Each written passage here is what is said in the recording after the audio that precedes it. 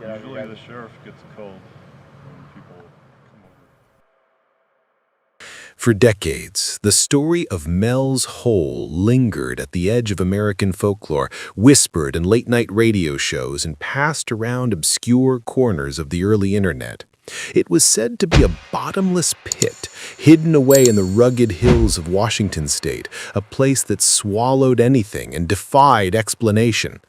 Some called it a geological anomaly, others a hoax, and a few whispered it was something older, something alive. The tale refused to fade, fueled by strange reports, government silence, and the insistence of a man named Mel Waters, who claimed the hole sat right on his own rural property. For years, it was nothing but a legend. But then came a turning point. In the modern era of advanced scanning technology and artificial intelligence, a team of investigators attempted to look deeper than anyone had before. What they found beneath the surface did not fit into geology or folklore or even conspiracy. It suggested a purpose, a design, and perhaps even an intelligence. The story began in 1997 on the airwaves of Coast to Coast AM, the famous late-night radio program that gave voice to the strange, the unexplainable, and the controversial. Mel Waters called in from Washington and spoke in a matter-of-fact tone, not like someone weaving a tall tale, but like a neighbor describing a pothole in his driveway. When did you discover this hole? Well, the hole has always been there. We've been out there for a couple of years now, and the hole has been there since we've been there. It's been there since the previous owner was there, and the previous owner there was quite elderly, and I'd say he was there for a good 30, 40 years before we moved in. Wow. And then and so there's been a thing of throwing stuff down this hole for a long time. It's been going on, for as long as the hole has been there, I assume. When nobody knows that, I guess. All right. He said that on his property there was a hole that did not end. He had lowered fishing line into it, weighted with lead, and let it drop spool after spool until more than 15 miles had vanished into the darkness without hitting bottom. 15 miles, more than twice the depth of the deepest human-made borehole in history, achieved by decades of Soviet drilling at the Kola Superdeep project. And Mel had done it with nothing more than fishing line, a pulley, and curiosity. The details piled up quickly. Mel said dogs refused to approach the hole, skittish and growling as they backed away. Birds would not fly over it. Locals had used it as a dump for years, discarding appliances, furniture, even animal remains. Yet nothing ever made a sound when it fell. No splash, no clatter, no echo. Objects simply vanished into silence. Mel even mentioned that a neighbor had thrown a dead hunting dog into the hole, only for the animal to be seen alive days later running through the woods. Such claims were impossible to verify, but the imagery was enough to capture the imagination. The hole had no echo, no measurable depth, and seemingly no bottom. Native American legends, Waters said, had long spoken of a cursed place nearby, a place forbidden, not for ghosts or monsters, but because it was not meant for people. Some stories called it a doorway. Others said it was older than the land itself. Skeptics dismissed these as embellishments, but even in dismissal, the story stuck. How could it not? A hole without a bottom, a hole that erased matter from existence, was the stuff of primal fear and fascination. Science had an easy answer. Such a shaft was impossible. A vertical cavity of that depth would collapse under its own weight, crushed by the pressure of the Earth's crust. The Kola Superdeep, which reached only 7.6 miles, had required immense funding, advanced drills, and years of effort. And even then, it had to stop because the conditions became too extreme. Yet Mel claimed his hole descended more than twice as far, perfectly straight, smooth, and silent. Geologists dismissed it outright. But what if dismissal was not the end of the story? What if, instead, it was only the beginning? Not long after his radio appearance, Mel claimed strange men appeared on his property. Government agents, dressed in black, allegedly blocked off access under the pretense of a plane crash in the area. Mel said he was offered money to leave the country and warned not to speak further. Then he disappeared from the public eye. For years after, his story lived only in the shadows. Conspiracy forums, blurred satellite images, and whispered reports of strange interference when investigators tried to search for the coordinates.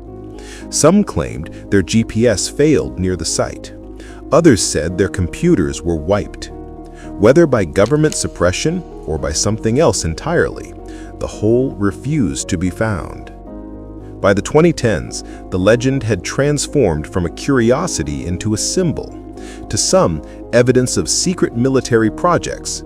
To others, a natural anomaly yet unexplained. But all agreed on one thing. The truth was buried beneath layers of silence. Then, in 2024, a new kind of investigation was mounted. It wasn't conspiracy theorists with flashlights or amateur adventurers with camcorders.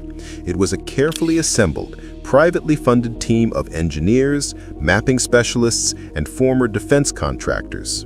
They brought with them cutting-edge tools, photogrammetry, ground-penetrating radar, electromagnetic sensors, and, at the heart of it all, an artificial intelligence system capable of layering data into a full three-dimensional reconstruction of whatever lay below. This wasn't about peering into darkness, it was about seeing everything. The team's preparation was meticulous. They erected a perimeter, set up redundant power systems, and built a rig at the edge of the hole that looked part deep-sea winch, part satellite launcher. Their scanning drone was cylindrical, matte black, bristling with sensors, its light strong enough to cut into pitch darkness. Slowly, they lowered it into the void. At first, everything was calm. The walls were visible, the light reflected smoothly, too smoothly. The AI immediately flagged the surfaces as anomalous. They were polished, symmetrical, consistent, more like machine-cut stone than anything nature produced. Even volcanic tubes, the smoothest natural shafts on Earth, are irregular and scarred. This, the AI reported, was intentional. The deeper the drone went, the stranger it became. At 200 feet, the AI noted an absence of microfractures. All natural rock shows stress lines, but here, the walls were flawless. A density test revealed that the shaft's material did not match the basalt and sandstone of the region. It was denser, stronger, and in some places, it absorbed the scanning signals entirely. At 340 feet, LiDAR revealed ridges, perfectly spaced rings encircling the shaft, like reinforcement. Not random deposits, not roots, something constructed. By 500 feet, the drone registered electromagnetic spikes strong enough to disrupt its compass. Something below was radiating energy. The 3D reconstruction confirmed it. The hole wasn't just a hole. It was a shaft, engineered with precision. Parallel walls, identical reinforcement rings, even side passages leading into chambers too symmetrical to be natural. Then came the first chamber. At 342 feet, the AI flagged an access point hidden behind one of the rings. Density scans showed a hollow space nearly 20 feet long, partially filled with metallic objects. Thermal imaging detected 3 warm zones inside, steady, separated, and unnatural. Something inside was holding heat, like powered equipment.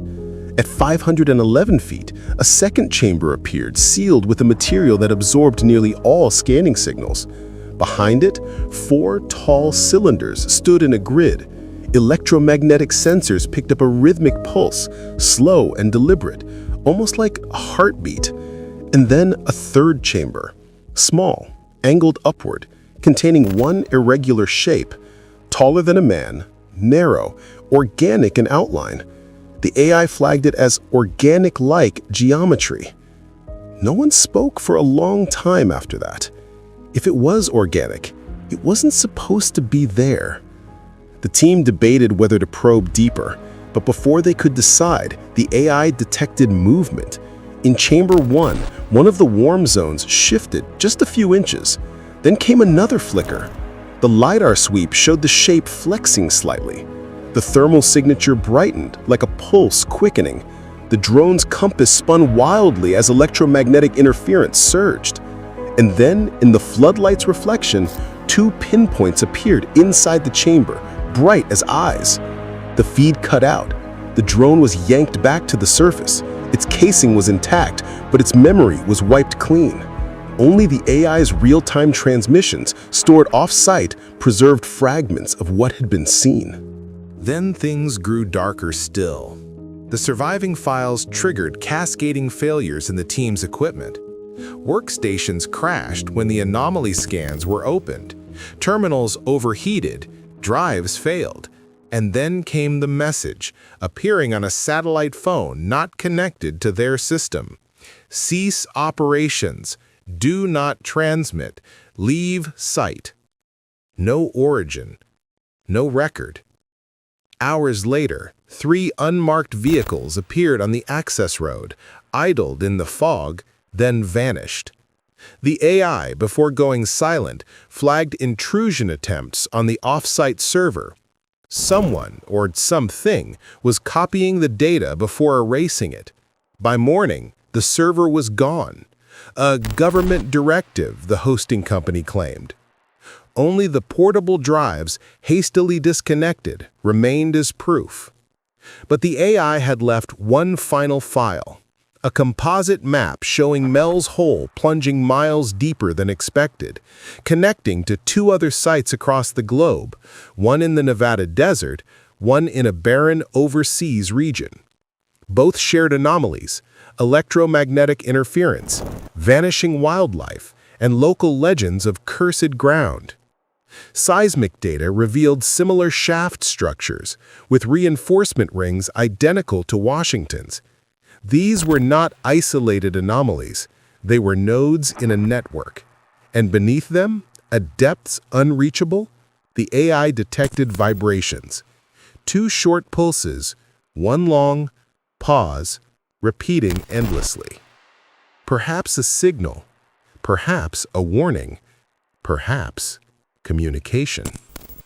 The implications were staggering. If the whole was constructed, it had a purpose. If it was connected, it was part of a system. And if something inside was alive, then it had been waiting. The team left in silence, their data fragmented, their equipment compromised, their questions unanswered. But one conclusion remained. Mel's Hole was not just a legend. It was real, it was active, and it was not alone.